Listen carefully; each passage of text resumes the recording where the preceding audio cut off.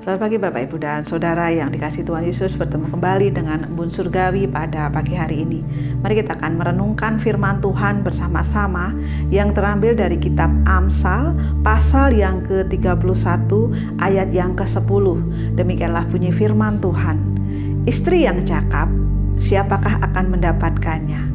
Ia lebih berharga daripada permata. Bapak Ibu, Senin yang lalu di komsel saya bersama beberapa ibu, kita membahas tentang bagaimana menjadi istri yang cakap menurut Amsal pasal 31 ini.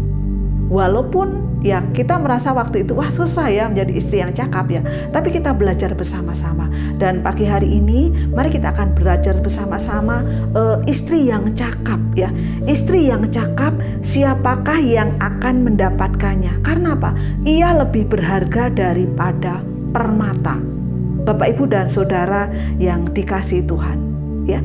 Di dalam Amsal ini dikatakan ya, pengamsal mengatakan bahwa istri yang cakap itu adalah istri yang apa? Takut akan Tuhan. Ya, istri yang takut akan Tuhan pasti bisa mendidik keluarganya, mendidik anak-anaknya dengan baik. Seperti yang tertulis ya di dalam kitab Amsal pasal yang ke-14 ayat yang ke-27 dikatakan, Tuhan berfirman, takut akan Tuhan adalah sumber kehidupan sehingga apa? Orang terhindar dari jerat maut ya. Takut akan Tuhan adalah sumber kehidupan. Di dalam Amsal pasal 32 ayat 10 sampai 15 ini adalah puji-pujian untuk istri yang cakap. Ya, istri yang cakap, istri yang takut akan Tuhan. Dan ketika menjadi istri yang takut akan Tuhan, kata Amsal 15 ayat 33 berbunyi, takut akan Tuhan adalah didikan yang mendatangkan hikmat dan kerendahan hati yang mendahului kehormatan. Ya, ketika ingin menjadi istri yang cakap, yang pertama adalah akan takut akan Tuhan. Sehingga ketika kita akan takut akan Tuhan, kita bisa mendidik anak-anak kita.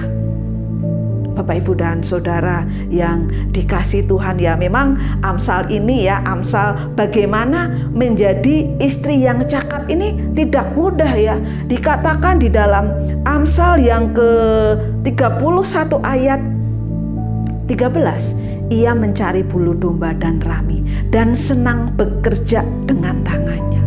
Istri yang cakap adalah istri apa? Yang senang bekerja. Bekerja untuk rumahnya, membersihkan rumahnya, bekerja untuk apa? Tangannya itu cakap, tangannya itu enggak berdiam saja. Di ayat 15 dikatakan, ia bangun kalau masih malam, lalu menyediakan makanan untuk seisi rumahnya dan membagi-bagikan tugas kepada pelayan-pelayannya perempuan. Ya, pengamsal mengatakan kalau dia punya pelayan-pelayan perempuan, tentu dia adalah orang yang cukup ya di dalam ekonominya ya. Tetapi di sini sebagai istri yang cakap, dia tidak berdiam diri ya. Bahkan ia tahu bahwa pendapatannya menguntungkan ya, sehingga apa? Pada malam hari pelitanya tidak padam. Tangannya ditaruhnya pada jentera, jari-jarinya memegang pintal. Wah, luar biasa. Istri yang cakap yang menyediakan, di sini dikatakan menyediakan baju-baju yang hangat sehingga ketika musim salju tiba tidak khawatir lagi. Karena apa? Anak-anaknya, pembantu-pembantunya, suaminya mempunyai apa? Baju yang lebih dari satu rangkap. Karena apa? Karena istrinya adalah istri yang rajin, istri yang cakap, istri yang memperhatikan keluarganya. Dan di ayat yang ke-28 Amsal 31 ini dikatakan anak-anaknya bangun dan menyebutnya berbahagia, pula suaminya memuji dia. Nah, Bapak Ibu dan Saudara yang dikasihi Tuhan, ini adalah istri idaman, istri yang cakap untuk rumah tangganya, istri yang mau bekerja, istri yang tangannya itu terampil melakukan segala hal. Dan ini menjadi kerinduan kita sebagai istri. Dan ini menjadi idaman bagi yang sedang mencari istri. Dan bagi suami, ya, dan bagi suami, apakah sudah memuji istrinya? Pada pagi hari ini kita diingatkan ya, Saya sebagai istri diingatkan untuk menjadi istri yang cakap.